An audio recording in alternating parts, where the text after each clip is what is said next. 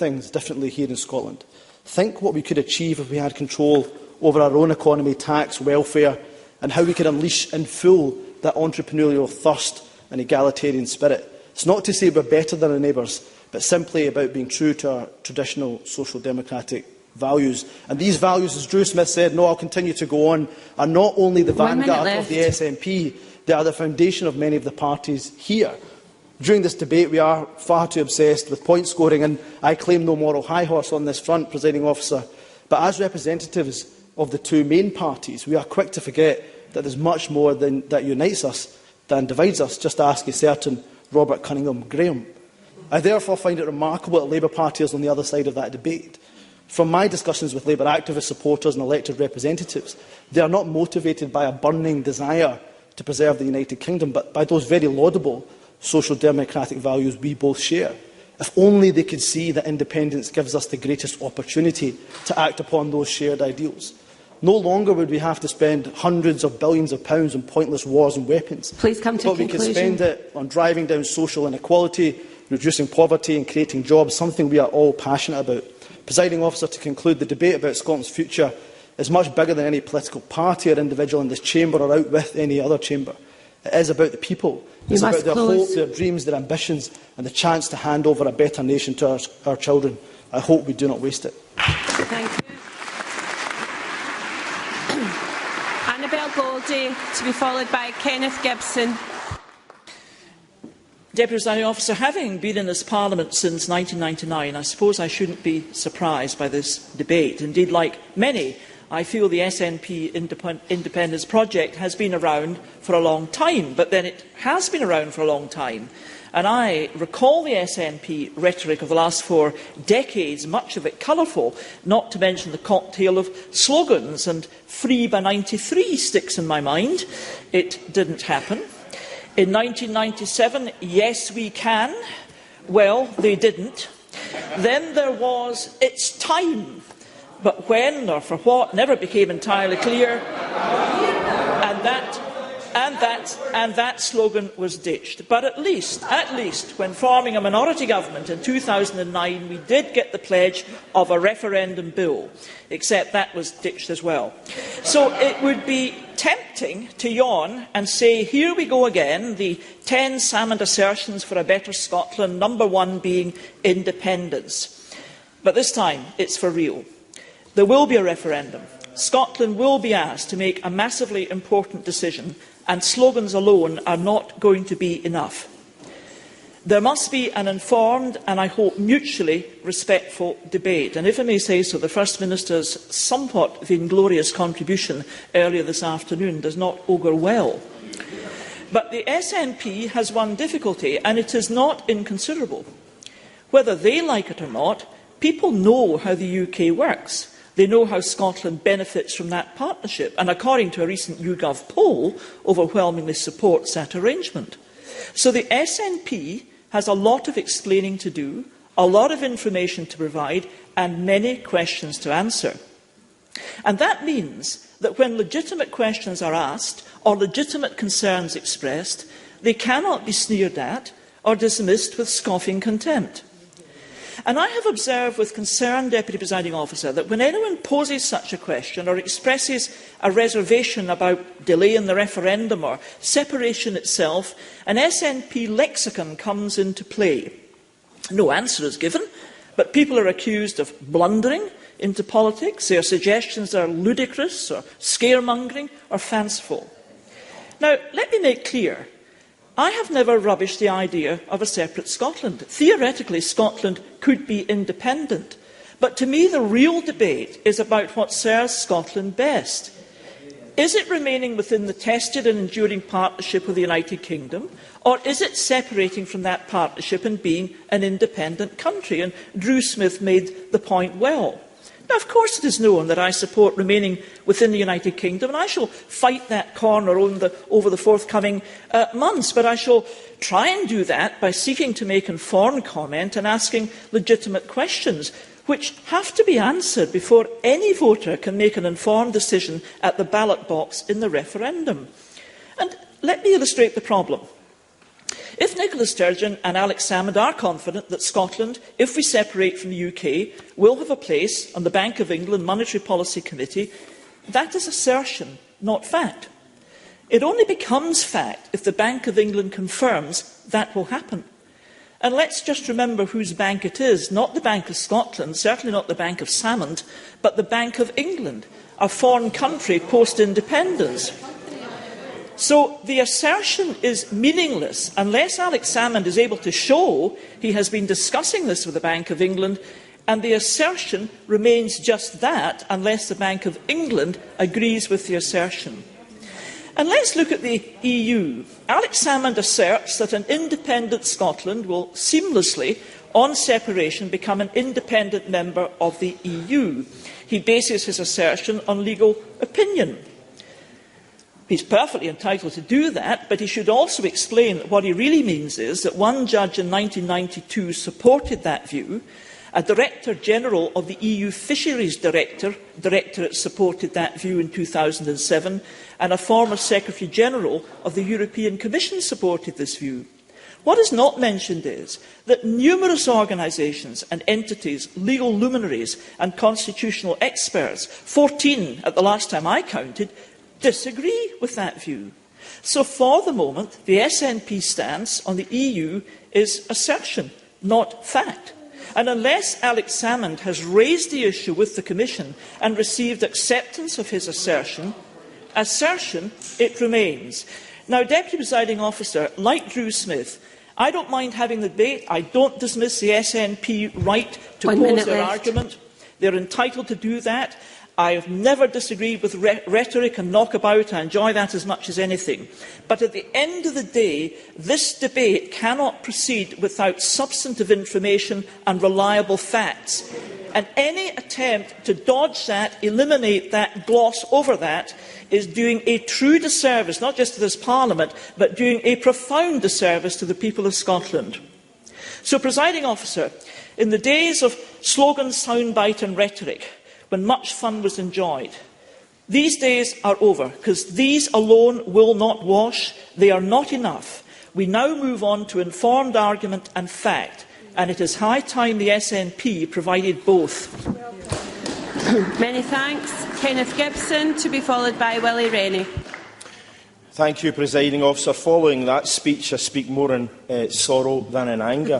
What we hear from the unionist parties is a condemnation of Scotland and a use of language which deliberately tries to undermine Scots' self-belief in their own country. They talk about separation, but we in the SNP don't want to separate. We actually want to participate in the United Nations, in the European Union, and indeed the institutions of the world. No one talks about their separation day, they talk about their Independence Day. And many people from across the chamber have talked about working in partnership.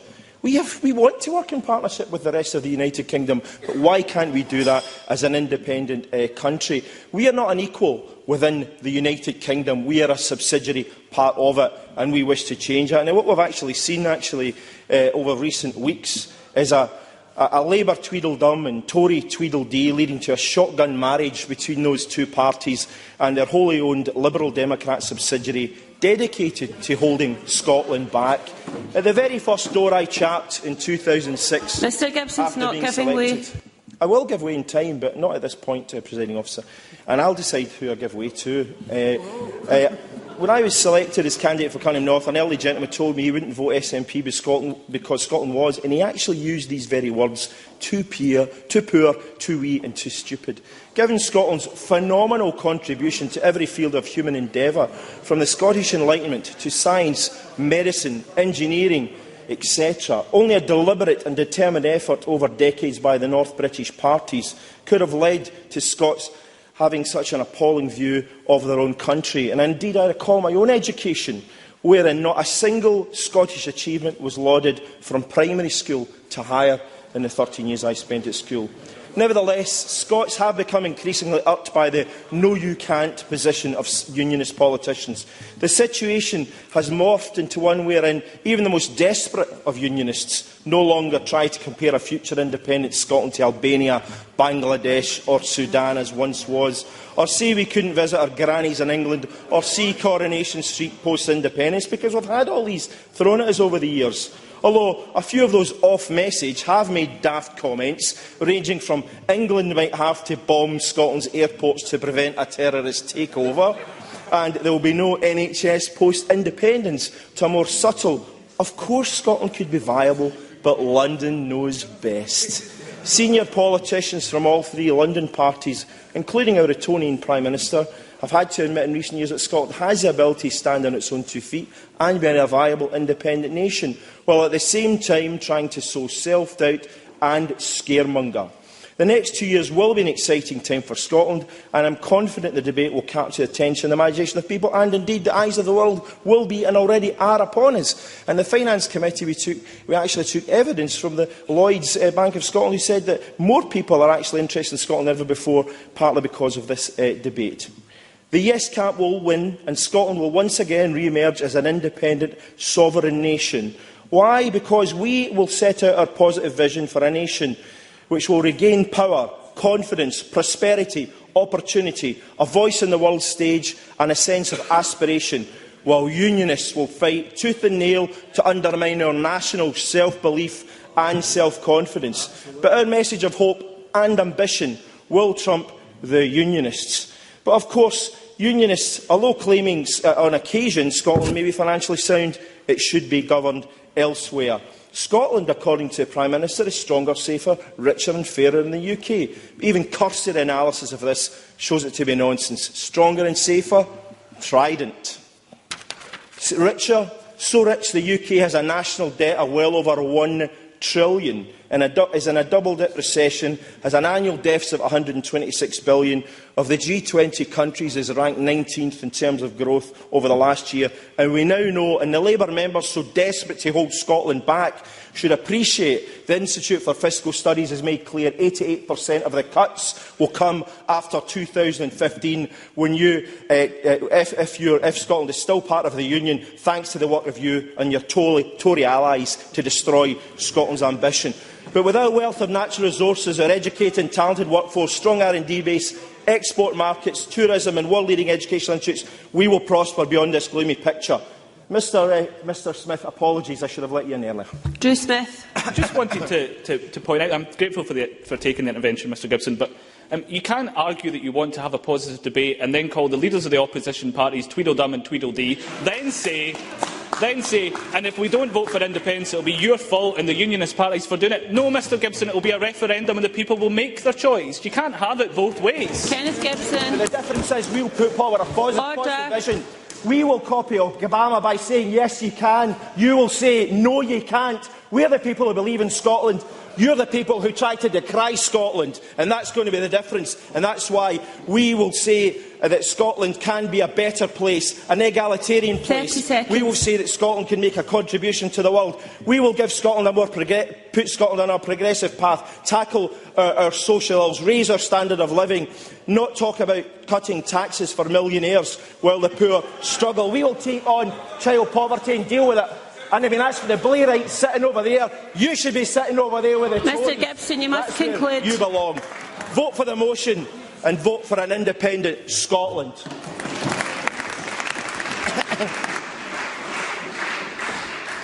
Willie Rennie to be followed by Stuart Maxwell. I think Drew Smith makes a very valid point, and I think those on the SNP benches who condemn those who have a different point of view for having that view should be a bit more temperate with their language. I've never ever said, and I've never believed it, that Scotland is too poor and too stupid. I've never had that view. I've always believed in actually devolving more power to Scotland. That's what I've campaigned for my whole life. And that's inherent in that, is a belief in Scotland's abilities to do much more. That doesn't mean I want to be separate. The SNP often refer to the fact that it's normal to be small. to be a small country. And I don't deny that. It's quite normal to be small. I mean, Denmark, Norway, Ireland, many other countries are small. But what's not normal is to break up a modern, successful country in order to be small. Now, they say, I hear muttering on the SNP benches, to say that the United Kingdom, over the period, we're going through tough times just now, but over the period is not a modern, successful country, is to decry the achievements that we have achieved together as the United Kingdom. Go on. Mark MacDonald. I hear what Willie Rennie is saying about he believes that more powers should be devolved. Can I ask him, what powers does he believe should not be devolved, and how does he define those powers and why they shouldn't be entrusted to the people of Scotland to make those decisions? Willie Rennie. See, I think he misses the point, the language he uses. I actually believe in sharing and partnership and working together where it's appropriate to do so. And I'll come on later on to some of the things that we've done well together as the United Kingdom. I think on the domestic agenda, we should actually be devolving more. We should have much more control over our own finances, that we can do things here so we're not limited by other people's priorities. That doesn't mean I want everything here. And just because I don't want everything here doesn't mean I don't trust Scots to make the decisions. That's the fundamental point that the SNP completely misunderstand. And the difficulty is that we've heard Kenneth Gibson talk earlier on about, we've compared Scotland to Bangladesh and other countries. The problem is that no modern, successful country wants to break itself up. No country. If you look at all the countries that have actually broke themselves up post the Second World War, they've either been involved in communism or war. That's the reality. Now, I'm not saying that Scotland is a war-torn country. Of course I'm not saying that. I'm saying it's the exact opposite. Because we're modern and successful, we should not break it up. Those countries, they had nothing left before they broke up. That's why it was easy to do so, not just now. I mean, if you look, the United Kingdom has got 15,000 treaties with other countries of the world. 15,000 treaties. We have global regulations. We have a very complex organisation as the United Kingdom that's connected with the rest of the world. To break that up is really quite a difficult thing to do, which is why nobody else has done it. Nobody else has broken up. No modern, successful country. Now, you talk about control. That's another key argument of the SNP, not just now. That's another key argument. No. Another key argument of the SNP is about control. And the belief that somehow, by just taking all the decisions ourselves, that we have control. That ignores the fact that we have global markets. We rely on cooperation, on partnership. We want to influence other people, which is why we pool sovereignty. It's why we, not just now, it's why we come together to make the better world that we all want to achieve. And I don't think just by doing things ourselves it will suddenly become better. England will not suddenly disappear if Scotland goes independent. England will still be there and still be a force. And as long as that is the case, I want to have an influence on our neighbours. I want to work together in partnership. Now, look at some of the things that we've achieved together. One of the biggest international development budgets the United Kingdom has ever had. It's a force for good throughout the world, respected throughout the world for what we achieve in international development. I don't want to lose influence over that budget. I don't want to lose influence, despite the Iraq War, and I agree with Humza Yousaf about the Iraq War. No. It's why I agree with Humza Yousaf about the Iraq War. It was a wrong decision. I do think it was illegal. It was the wrong thing to do. But I come to a different conclusion to what Humza Yousaf reaches, because I actually want to have influence over one of the strongest defence forces in the world. It's one of the biggest defence forces, in Europe. Foreign affairs. We have embassies throughout the world that have a big impact on the rest of the world. Let's maintain that influence on those. Now, of course, you don't get it all your own way. You don't get it all your own way. I understand that. You don't get it all your own way. But it's much better to be involved, to be in partnership, to work together, to have an influence on what our neighbours are doing. That's what's great about the United Kingdom.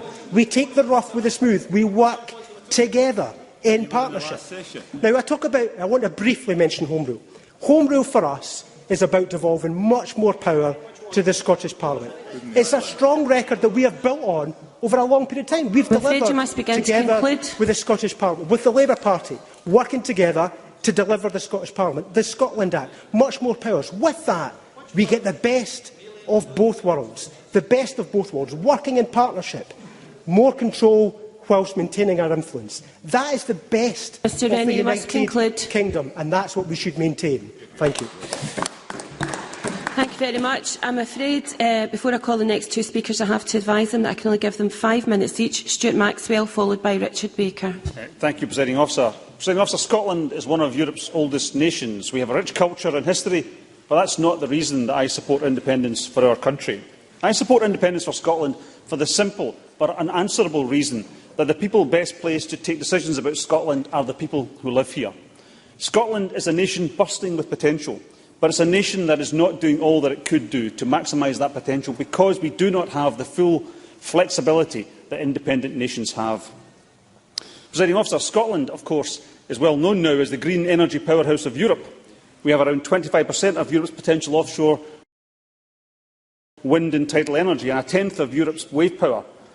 Stop and think what that means. Scotland can and should be at the forefront of the energy revolution of the 21st century. If we grasp this opportunity, then we will generate not only electricity, but also much-needed jobs. We will power not only our homes, but also our economy. A picture of a bright future, of rising employment, skilled jobs, expertise that we can export around the world, and electricity that we can export to the rest of the British Isles and mainland Europe. But that bright future is at risk because of the transmission charging regime. National Grid charges producers in the north of Scotland to put electricity on the grid, but pays producers in the south of England. But National Grid is a private company, and it answers to Ofgem, which has been set up by Westminster. Scotland has no say in how electricity transmission charges are enforced, as energy is a matter reserved to Westminster. However, in an independent Scotland, our voice could carry real weight. We could strike a better deal for Scotland and our energy producers. These changes would encourage investment in renewables to allow us to generate even more of the clean, green electricity that other countries are so desperate for. My time's been cut. I apologise, Mr MacDonald. Of course, it's not only the power over energy production that is reserved to Westminster. Let me turn to something which impacts on our most vulnerable citizens. The welfare system is also reserved, and that means the Scottish Government is simply unable to help the poorest, sickest and most vulnerable in our society in all of the ways in which it would like to help. A fully independent Scotland would be better able to address the problems of Scottish society by aligning the welfare system not only with the taxation system, but with Scottish values. Under the current arrangements, we have no choice but to accept what is done to us by a government and political parties that we did not vote for, we do not support and we do not want. For example, the UK Government has closed the Independent Living Fund. It has closed it to new entrants and has made the decision to wind it up completely in 2015. A fund that is designed to help some of the most severely disabled people live in the community rather than have to go into residential care. There are 3,559 recipients of the Independent Living Fund in Scotland. That is a really small number. Do we honestly believe that in an independent Scotland we could not afford to pay for 3,500 disabled people to live full and independent lives? I don't think so. I think not only could we afford it, but that we would want to afford it. Because Scotland has always had a strong sense of community and of fairness. And the people of Scotland would not vote into power a government which made these sort of cuts. Indeed, Scotland did not vote for the government making these very cuts today, but we are lumbered with it.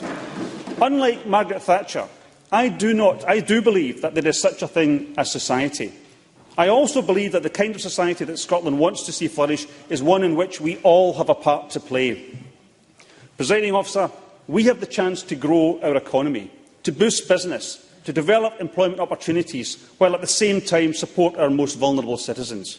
But not if we continue to be held back by our lack of powers over areas such as welfare, taxation, energy and the economy. I believe in independence because I want our children to grow up in a country where a person's worth is not measured by the depth of their pocket, but the breadth of their ambition. A country where individual success is celebrated, but the care of our most vulnerable is our priority. I want a country where the economic success goes hand in hand with social justice. Scotland can be that country. We can make that happen. All we have to do is say yes. Yes to an independent, prosperous and, yes, socially just future for all of our citizens. I now call Richard Baker. Mr Baker, you've got 5 minutes. Presiding Officer, I also believe passionately in achieving the best future Scotland can have. I want Scotland to succeed. I believe we have a successful future ahead of us. Our country has great advantages in our natural resources, our people, our academic prowess. If Scotland chose to go it alone, I think it would be tough, but we could do it. But a very clear majority of people in Scotland want us to stay within the UK, as a poll showed last week, because another great advantage our country has is that we work so closely in unison with our neighbours through our membership of the United Kingdom. We could be a small, separate nation, but I believe we would be the poorer for it. And here I'm not just talking about a shared history, a history in the Union where Scotland has led the world in innovation, where together we have built great institutions, where together we stood shoulder to shoulder with the rest of the United Kingdom to defeat fascism. But it's not just a history of the UK, it's the future as well. Just one example of this is in renewable energy, as Stuart Maxwell just said. Scotland can benefit economically from investing in renewables. We also know that renewable energy needs to be subsidised, and that on our own, Scottish consumers would not be able to pay that subsidy in their electricity bills. It would be prohibitively expensive. But by being a part of a UK market in renewables, with all UK consumers subsidising renewables production, our renewables market can thrive and grow in Scotland. In contrast, so my time's been cut as well, Dr. Allen. In contrast, uncertainty over Scotland's future isn't good for our energy industry. As a member for the North East, I find that particularly concerning. Another crucial sector is financial services. If Scotland's financial services don't recover, then our economy won't recover. Financial services are a massive Scottish industry. 95% of the customers of financial service businesses based in Scotland live in England. People invest in financial services here because we are in the same national market as the City of London. And if we weren't, they would not be based in Scotland. It's another benefit of membership of the United Kingdom. So not only do we have the security of being part of that bigger economy, so that when HBOS and RBS went bust, we were part of a state which could afford to bail them out. But in terms of the future of our financial services, membership of the UK is crucial as well. Presiding Officer, independence is an emotive word. No one desires to be seen as dependent, and I don't believe we are. We contribute to a United Kingdom where the sum of the whole is greater than the parts. But the SNP are not offering any kind of meaningful independence at all. And that was evident from the losing battle NICOLA Sturgeon fought in the BBC debate on Sunday and the First Minister's woeful struggle today to define their position on monetary policy. Their proposal is that an independent Scotland should retain sterling with the Bank of England as a bank of last resort, the bank to intervene if there was a repeat of the banking crisis. This would mean inflation targets determined by UK ministers with no accountability to Scottish parliamentarians, which there is now, and the Bank of England setting interest rates without taking our economy into account. It's a worse position than we have now. Policy decided in London with no input from Scotland. What kind of independence is that? But even that deeply unsatisfactory position might be preferable to the alternative. The SNP say they wouldn't join the euro for the foreseeable future. This is not in their gift. It will be for the European Union to decide. In this case, monetary policy determined in Brussels and full membership of the Eurozone, with all the economic difficulties and dangers which we debated on yesterday in this chamber. And I agree on several points with Patrick Harvie, not on the issue of independence, but there is so much more clarity needed in the case. How can we have all these demands for more spending on welfare, which many of us on this side would like to see, and slash corporation tax? What kind of logical approach is that to an economy? It's not my idea of social justice. No wonder the majority of people in Scotland are so unconvinced by the case. Scots aren't called canny for nothing. That's why so many know that, particularly in these times of economic troubles and uncertainty, Scotland leaving the United Kingdom is a huge and needless risk. Presiding Officer, in a global economy where countries are so dependent on the economic fortunes of their neighbours, the proposition put by those who support breaking up the UK is a proposition of the past, not the future. As a United Kingdom, our countries have pooled our resources and strengths, and each member nation benefits. Wales benefits, Northern Ireland benefits, England benefits, and Scotland benefits too. And through this most successful partnership of nations, we have not only a shared history and a shared achievement, but through continuing that partnership together, a more prosperous future for Scotland as well. I now call Claire Adamson to be followed by Mary Fee. I regret that both members can only have 4 minutes each. Thank you, Presiding Officer. I rise today to talk about Scotland's future, my teenage son's future, my community's future and the future of our nation, and there can be no greater privilege. So somewhat ironically, I want to begin by talking about my past. My journey to this point started with a choice I took in my late teens and born out of the devastating impact of the deindustrialisation of Scotland that I witnessed in my teenage years.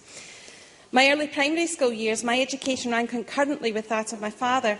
A late returner to education, he helped support our family during his education through enlisting in the Territorial Army. He attended college at the same time as my elder brother, now an IT consultant, and that of my sister, now a GP. And I have absolutely no doubt, because it was one of my earliest financial and life lessons, that without free education and the grant system then in place, that my father and our family would never have gone on to have such successful careers. So it's no surprise that my family were traditional Lanarkshire Labour supporters, because Labour at that time stood for many of their values, free education based on the ability to learn and not the ability to pay being of paramount importance. And as I got older, I witnessed the pain of my best friend's family. Her father and brother were miners, and I was shocked as I watched the television coverage of the scenes outside Ravenscraig, my hometown, where working-class people were pitted against one another, against the police, as the Tory government's agenda began to bite. It was a country, a community, divided by UK government policy. And then came the devastating blow that Ravenscraig was to close, while UK steel plants out with Scotland were saved to meet EU quotas. This was an industry where my grandfather had worked, which supported 10,000 jobs across Lanarkshire. And I asked myself, if Scotland had been an independent nation, would the same choice have been made? Or would Scotland have protected its indigenous steel industry like Spain, Italy, Germany, the Netherlands, Sweden and Austria? And that's when I made my choice about Scottish independence. It was not without some controversy in my family. Initially, they thought, in true Star Wars fashion, I had crossed to the dark side. But it's a great comfort to me that before he died, my father stood as an SNP council candidate in Motherwell. His values had not changed, but the political landscape had. And he knew that only through independence could those values of social justice and the aspirations for Scottish citizens be met. And this is why the words of former Ravenscraig Works convener and trade union leader Tory Brennan at the Yes campaign launch were so important to me when he said, with an independent parliament, a government working to build recovery and able to bring together all levers of social and economic policy, we can take big strides forward.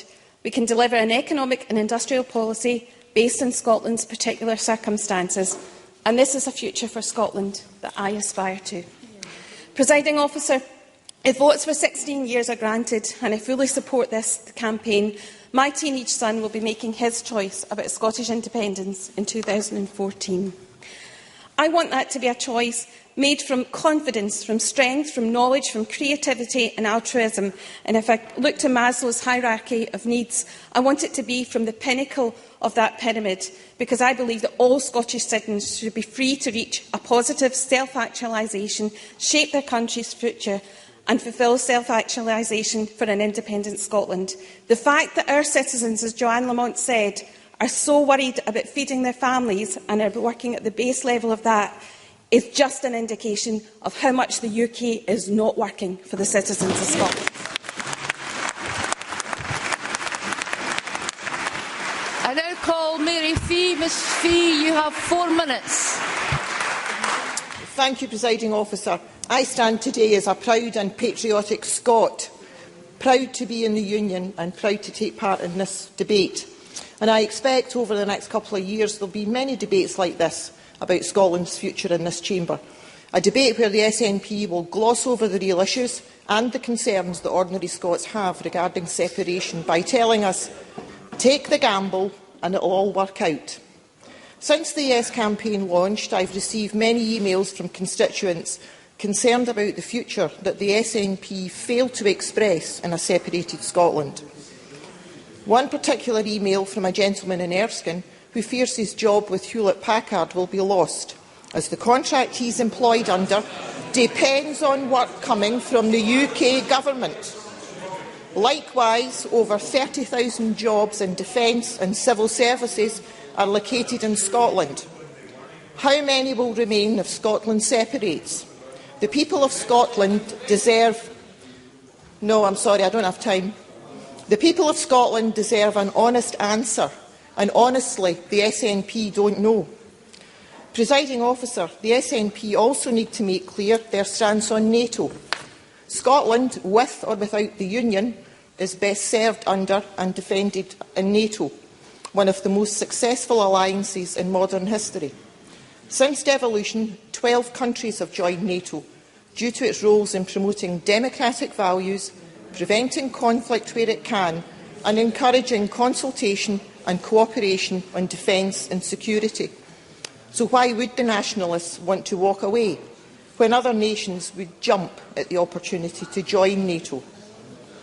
Presiding Officer, on Sunday night, many of us watched the BBC's big debate. The SNP need to clarify their position on electing a representative to the Bank of England, as other speakers have said. And while the debate on Sunday night was often contemptuous and contentious, there lacked a focus on the big issues. However, one issue that generated much heated debate was the issue of EU membership and the euro. While most of the audience accepted that Scotland would have to apply to become an EU member, the Deputy First Minister refused to accept this and continued to state that professional advice had been sought, even when the Tories produced a letter showing the SNP have not sought advice from the European Commission. Given the crisis in Europe, the people of Scotland deserve to know what legal advice the Government has relating to joining the EU. No, I'm sorry, I don't have time. And adopting the euro currency, which is a must for all countries joining the EU, including an independent Scotland. What is clear is that the SNP refuse to use the powers currently at their disposal.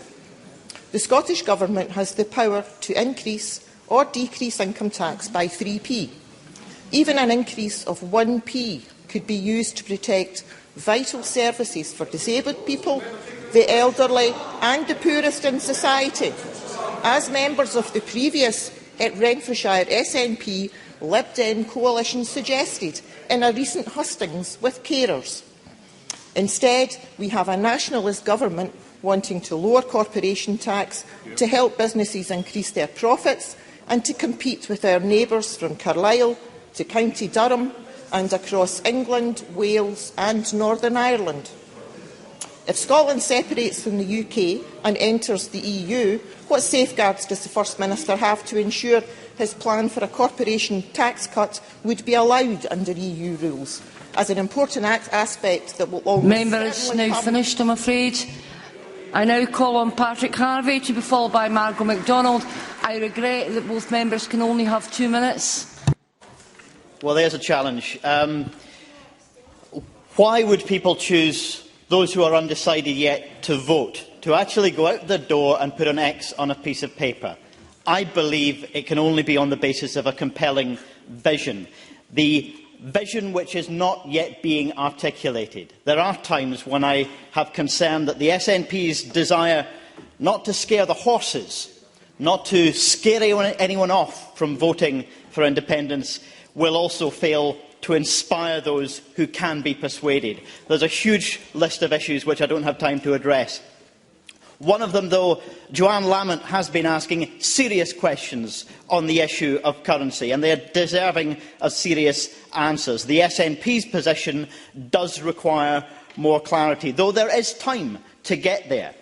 I think Labour has a serious contribution to make to this debate, and I think Drew Smith in particular demonstrated it. But they won't make it successfully if they obsess over the language of separation instead of independence. There is a more substantial debate to be had. Presiding Officer, another area where I believe the Government needs to make much more progress and give more clarity is on the basis of an independent Scotland's written constitution. And I believe that even in its troubles, we can learn lessons from the process happening in Iceland. An open, participative, democratic process, not dominated by elected politicians, but dominated by the ordinary people chosen at random to participate in that process and who have come up with radical solutions, solutions which elected politicians, party politicians, I don't believe are capable of coming up with.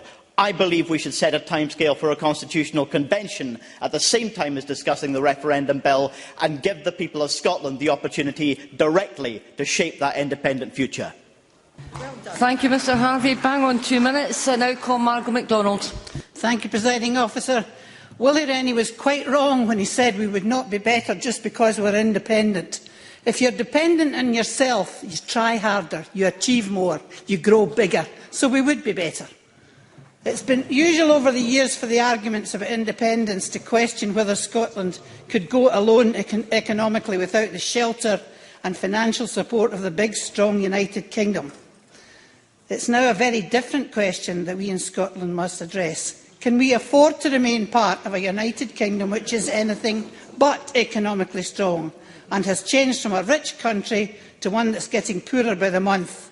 When we talk about our relationship, we are in fact talking about Scotland and England, and the latter is by far the significant political and economic senior. So if an inequality of status is presently Scotland's lot, do any of the people chanting stronger together, weaker apart, aspire to change this relationship to one of equality? And if not, why not?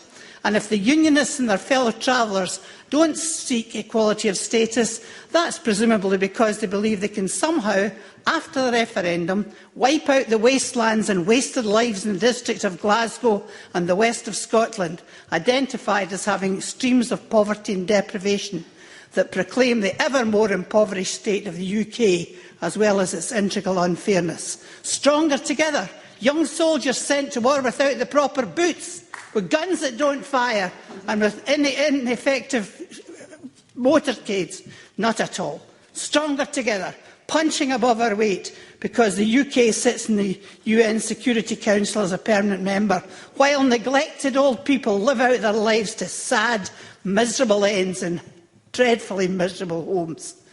We can do it, and we know fine we can do it. It's just why don't we want to do it? To the cry that the UK is rich and we can't afford to leave it, just remember, the UK spends £126 billion a year more than it earns. Everywhere you look, the claim of being rich collapses under the facts. Of every £10 worth of cuts in the government's deficit... I regret, Mrs MacDonald, your time's up. Excuse me, Ms MacDonald. Time's up, sorry. We now move to the wind-up speeches, and I call on Jackson CARLAW. Mr CARLAW, you've got 6 minutes. Thank you, Presiding Officer. Can I begin on a consensual note and congratulate the Yes campaign on the launch of their campaign last Friday. And in the sense of this debate, can I say that I thought the speeches on both sides, from Linda Fabiani, from Mark MacDonald, from Drew Smith and from ANNABEL GOLDIE, were all fine. I waited this afternoon for the one indisputable claim of independence to be made from the benches opposite. It never came, and independent Scotland will have its own entry in the Eurovision Song Contest. And there, as we sat on Friday and watched the performance in the Fountain Bridge Theatre, was the former suppressed choir boy himself, nodding along John Redwood-like to the music. And I thought, surely, in an effort to get his Twitter followers even higher, the thought occurred to me, they in this centralising force that is the SNP would want to sing that entry in the Eurovision Song Contest themselves. The First Minister would lead, John Swinney would be in drums, Mike Russell and Kenny McCaskill would compose the discordant notes, and NICOLA STURGEON and Alec Neil would murder the harmonies. Now, there we were, the full cinematic experience last Friday in a movie theatre. A palace to the imagination and fantasy. Glitz, glamour and everything that goes with it. With the one commentator in the gallery who noted the posters all around bearing the legend, "The search for our beginning could lead to our end." And I watched as on bounded to the stage Patrick Harvie and the First Minister, the Tom Cruise and Alfred Hitchcock of the production. Sorry, less the hair, the Hollywood's glamorous and the A-list teeth. And then they were joined by Alan Cumming. Now, Alan Cumming, who currently lives in the United States and appears in a production called The Good Wife, where he stars as an unprincipled political spin doctor. Indeed, he was actually heard to say that he was there on Friday for some on-the-job training. We waited in vain for Sean Connery to appear. But alas, no, we got a postcard. We got a postcard only. But we didn't get the original James Bond. We did get the original Hannibal Lecter. Yes, there was Hannibal the Cannibal telling us that he was in favour of independence, all with a little bit of fava beans and a nice Chianti. It was all over. We were none the wiser. 300 years in the planning, and we knew nothing more. First Minister, I am a unionist who is not afraid of independence. And I will say this in support of the debate that takes place in the next 2 years. The wrong reason for anybody to vote to stay in the United Kingdom is because they are afraid of the alternative. Scotland is a proud nation, a creative nation, a nation that will make a success of whatever challenge it is confronted or faced with. But that is not the same thing as saying that it is scaremongering to ask legitimate questions of what an independent Scotland will be like. And over the next 2 years, those who argue for this case must be prepared to make it. I believe in the United Kingdom with all the passion that you believe in an independent Scotland. I believe, as some have said, they are devolutionists, not unionists. Well, I actually believe in the United Kingdom. There was a country called Britain. It was England and Wales. It became Great Britain when Scotland joined it. We are literally the great in Great Britain. We then became the United Kingdom of Great Britain and Northern Ireland. I believe there is a silver thread that unites all the proud culture, tradition, history and ambition of our four nations, so that we stand proudly individual, but better still united within that United Kingdom. And that United Kingdom is a home to which the Jewish population came at the start of the 20th century, to which the Poles came when confronted with the brutality of Hitler, to which Ugandans came when thrown out by Idi Amin in the 1970s, and to which has been a place where many of the persecuted have come in the last 25 years. I believe the United Kingdom is a unique alliance and the most successful union of four nations working together, and is greater there's just far too much mumbling and grumbling than the individuals. Now, the United States sometimes like to say they are the last best hope of mankind on earth. I happen to believe that the United Kingdom has a proud record too. Louis Mountbatten, the Supreme Commander, South East Asia Command in the Second World War, the Queen's uncle, later the victim of terrorism, when meeting the American Navy at sea, received a message from them saying, "Greetings to the world's second biggest navy from the world's biggest." And he immediately responded back, "Greetings to the world's second best navy from the world's best." I agree. There is no "to any proud Scot." Scotland is the equal of any nation on earth. I agree with the First Minister when he says we are as good as any other country. But I believe that despite all the proud tradition and everything that we stand for and believe as Scots and hope for our country, that together with England, with Wales and with Northern Ireland, working together within the United Kingdom is better still than the sum of the individuals within the Union. I've heard the First Minister talk about decisions being taken by people in Scotland. Well, the logical extension of that is the people in Shetland and Orkney will say, surely all the best decisions should be taken by us here. The people in Newton Mearns might say, why cannot all the decisions for Newton Mearns be taken here in Newton Mearns? It's a false premise. It's a false premise because we elect representatives as Scots to serve in the various parliaments of Europe, Westminster and here. With our consent, we take decisions on the issues we believe that we take better together, even when we take decisions for ourselves here. 6 MEPs out of 700. Member needs to wind up now. MSPs, the SNP MPs in Westminster. The only thing they actually ever delivered, belatedly thank you, was the government of Margaret Thatcher. Sorry, your time's up, Mr Carlaw. I now call on Patricia Ferguson. Ms Ferguson, you have 7 minutes. Thank you, Presiding Officer. This has been an interesting debate, and as a patriotic Scot, there has certainly been some food for thought in many of the contributions. I'm glad that sent a frisson through the SNP. What has become very clear Oh, go on, Mr Mason. I haven't got started. You may as well have a go just now. Mr Mason? Yeah, well, just in the word patriotic, I understood that mean you would put that country ahead of any other country, but would you tell us, would you put, say, Britain ahead of Scotland if there was a choice? Patricia Ferguson. Is that the best you can do?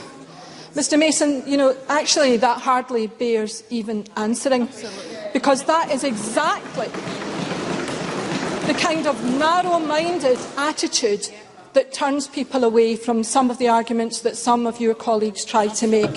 So I'm just going to ignore that, but I will come back to it later on, further in my speech, and I'm going to just say what I was going to say, which is that what has actually become clear to me is that while the SNP seem to be struggling to identify, or perhaps they're struggling to agree, why they want Scotland to separate from the rest of the UK, Scottish Labour is very clear about the kind of Scotland we want to see, and we are focused on playing our part in delivering it. We believe that this Parliament was created to work towards a more equal Scotland. No, thank you, Dr Allen. A fairer Scotland, and that we have made good progress towards that.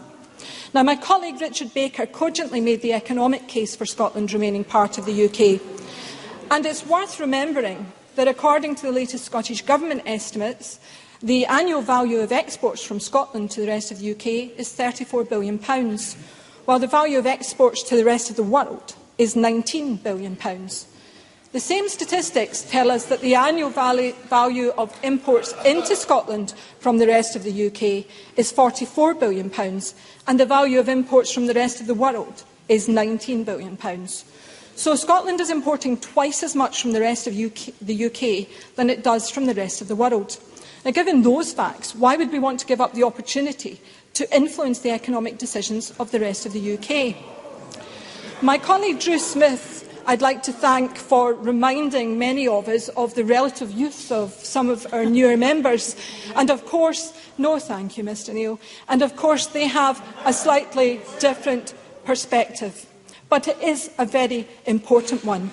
And his comments about the consensus around the Constitutional Convention that preceded this Parliament are very valid. They were valid then and they're valid now.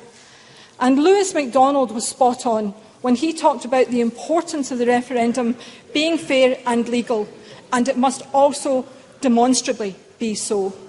Now, let's face it, it seems there's going to be plenty of time before the referendum, so let's hope plenty of effort is put in to guaranteeing that it fulfils those criteria. Now, I listened with great interest to Linda Fabiani, as I always do. Mrs Fabiani and I share many interests in common politically, but of course on this one we are divided. And I would just say to her with regard to Trident, because I know she holds those views dearly, as do many people around the chamber, that I don't want to see Trident on the Clyde either. But I don't want to see Trident in Portsmouth or Southampton or indeed anywhere else in the UK. And I don't want to see those kinds of missiles employed anywhere in the world. Order, settle down and let's hear the member. But to simply assert that we should not have them in this country does nothing to assist people who hold that view elsewhere.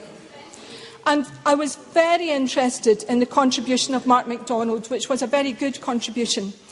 And I very much respect what he said. And I also respect sincerely the contribution of his grandfather in the Second World War. And he told an interesting story of his grandfather's experience.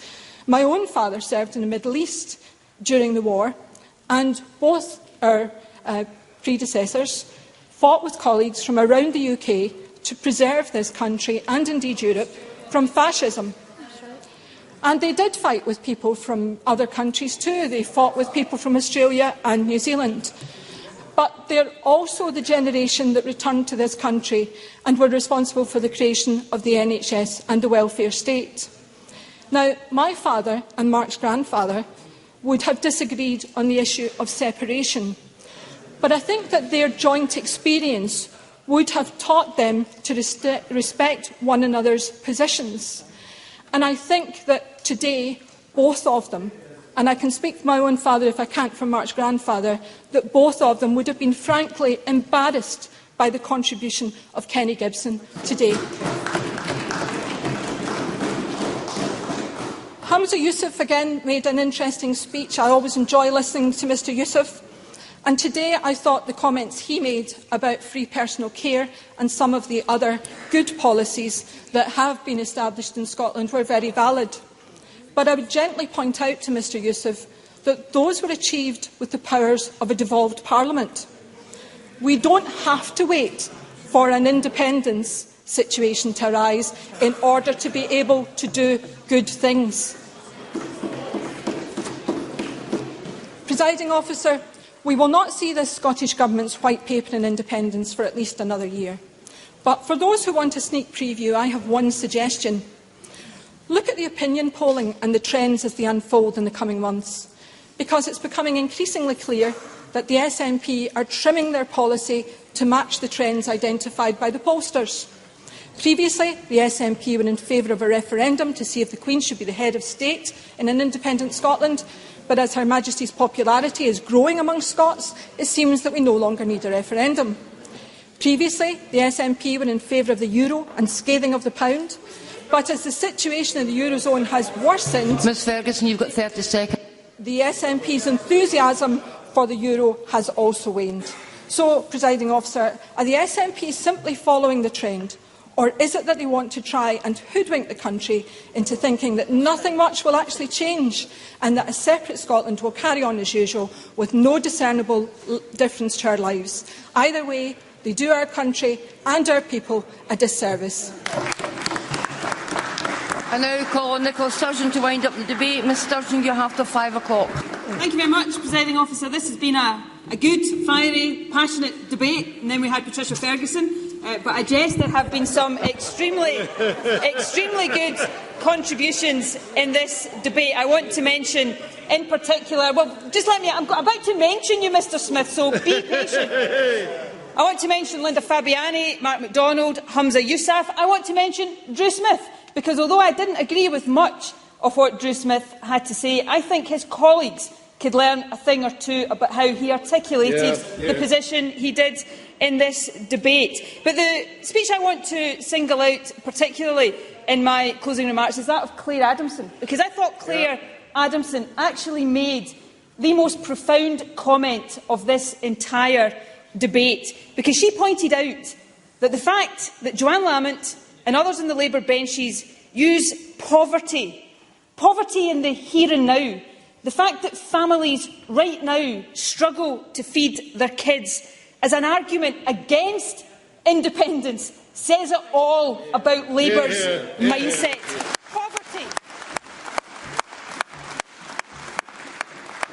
Poverty in energy-rich Scotland is the evidence that the status quo is not working. It's an argument for independence, not against it. Now, Presiding Officer, as everybody who knows me knows only too well, I am a consensus politician at heart, and therefore I was anxious to find something in each of the leaders' speeches that I could agree with.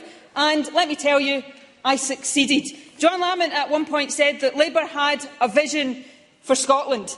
And to an extent she is right. The sad thing, though, is this. Labour's vision for Scotland is a Scotland where, in their view, it is better to be governed by the Tories than governed by people who live here. And that is not a vision for Scotland that I or many other people in Scotland share. Now, I'm afraid to say that finding something to agree with in Ruth Davidson's speech was just a wee bit tougher. But thankfully, I was helped out by a strategically placed Freudian slip on the part of Ruth Davidson. When Ruth Davidson said that an argument for staying within the Union was that we get to share the rewards, it sounded for all the world like share their wars. And, Presiding Officer, don't we just? And therein Ruth Davidson made one of the most compelling arguments for independence. With independence, never ever again would Scotland be dragged into an illegal war like we were in Iraq. But I have to say, Presiding Officer, Ruth Davidson Gibson's contribution was nothing to the outrageous contribution of Lewis MacDonald. Yeah. He seemed to spend half his speech still arguing that Scotland has no right to a referendum at all, before he got to the end of his speech with a suggestion, what appeared as a suggestion, that Labour might not accept the result of the referendum at all. That's a dangerous road to go down, and I hope wiser heads, even Lewis MacDonald, might retract it. I'm very grateful to the Deputy First Minister for taking an intervention. Does she not accept that the very point I was making was that everyone does recognise that there is a mandate to hold a referendum, but the critical thing is that it is done on an agreed and understood legal basis in order that the result will be accepted, whatever the outcome? Cabinet Secretary. No doubt that that's how the referendum will be conducted, but let me move on. This has been a significant debate. This is a historic occasion. This is the first time ever that this Parliament will be asked in a few moments' time to agree that Scotland should become an independent country. And let me tell you, those of us on this side of the House will say a resounding yes to that proposition. And that's a far cry, Presiding Officer, from the days when there was no democratic voice in this land, when Scotland repeatedly voted differently to the rest of the UK but had no parliament, no democratic forum in which to express its view. And one of the most striking things about some of the contributions in the debate today is how similar, how depressingly similar, the arguments for those who oppose independence now are those used 15 years ago by those who opposed devolution. The only difference today is the arguments of Lord Michael Forsyth come out of the mouth of Joanne Lamont. That's the only difference today. The referendum, Presiding Officer, this referendum will put the decision firmly where it belongs, in the hands of the Scottish people. It will open the door to a genuine debate about our country's future. And I believe that that debate, regardless of the view of any individual in it, should be one that is embraced and relished. It is an opportunity to address some of the big questions about the kind of country we want to be. I hope that debate is thoroughly positive, although we've seen very little evidence again today that those who oppose independence have anything positive to say. You know, Patricia Ferguson mentioned the National Health Service. We are already independent when it comes to running the National Health Service, and it is only that independence that is protecting our National Health Service from the privatisation south of the border. An argument for independence, not against, because that is the essence of our case. It is better that decisions about Scotland are taken here in Scotland by people who live here, because we care most, we have the biggest stake in those decisions. Now, that is a grand principle. It's one that I will be proud to campaign for, one that unites the SNP, the Greens, those of no affiliation. And it is one, Presiding Officer, that I believe will not just take on but defeat the Tory Labour coalition that talks Scotland down and holds Scotland back. But that grand principle translates into practical and tangible benefits. Let's look at just 3 examples of how independence would make a difference, a real difference to the people of Scotland. Firstly, it would give us the opportunity to fashion an alternative to the growth-defeating cuts of the Tory Liberal coalition, with our hands on the levers of fiscal economic policy, not to mention control of our own vast natural resources. We could do things differently. With tax and borrowing powers, we could boost growth and create jobs. Yes, I'll give way briefly. Briefly, Mr Brown. Was everything that Nicola Sturgeon said about the Bank of England on Sunday night true? Nicola Sturgeon? Yes. Moving swiftly on. Let's talk about welfare that the First Minister touched on earlier. Wouldn't it be better if, instead of opposing and condemning, this Parliament could stand up and protect the most vulnerable in our society with a welfare system that suits our values and suits our needs? And lastly, Presiding Officer, let me turn to nuclear weapons. Joanne Lamont's deputy said on Sunday night, Patricia Ferguson has repeated it today, that Labour oppose nuclear weapons. Now, they kept that pretty quiet during the long years in government when they were planning the replacement of the Trident nuclear missile system, but I'm happy to accept the conversion. But what's good? What is the good of opposing nuclear weapons when you want to lock us into a political system that would prevent us ever getting rid of Trident from our waters? There is no good whatsoever. Presiding Officer, independence is not unusual. Independence is the natural state of affairs. 150 countries, Willie Rennie, have become independent in the last 70 years alone. Independence is the natural future of Scotland, and that compelling case for independence will defeat the negativity of the Tory-Labour coalition, and Scotland will be a normal, equal, independent country.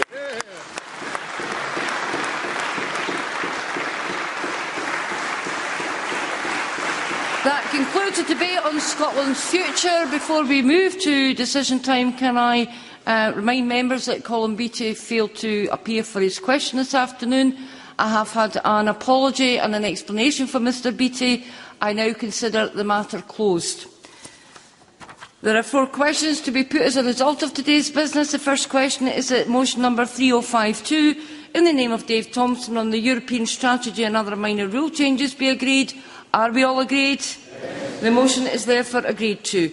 The next question is that motion 3070, in the name of FERGUSON, on the Land Registration etc. Scotland Bill be agreed to. Are we all agreed? Yes. The motion is therefore agreed to, and the Land Registration etc. Scotland Bill is therefore passed. The next question is amendment number 3113.3 in the name of Joanne Lamont, which seeks to amend motion number 3113 in the name of Alex Salmond on Scotland's future be agreed to. Are we all agreed? Yes. The Parliament is not agreed, therefore we will move to a vote. Members should cast their votes now.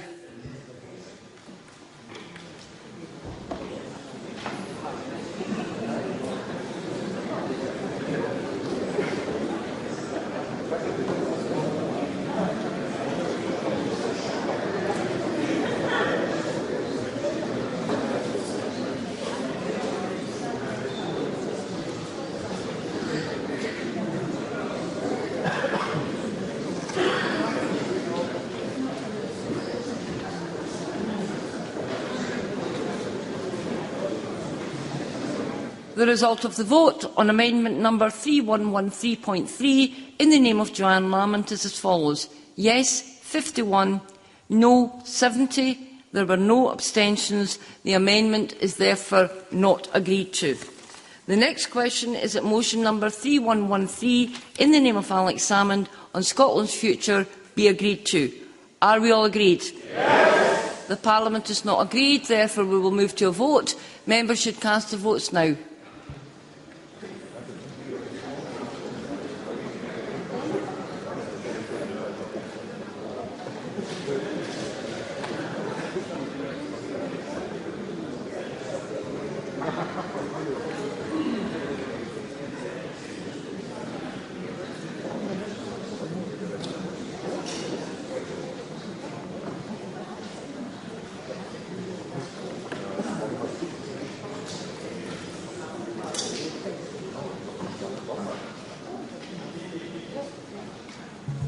The result of the vote on motion number 3113 in the name of Alex Salmond is as follows.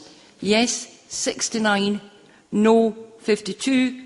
There were no abstentions. The motion is therefore agreed to.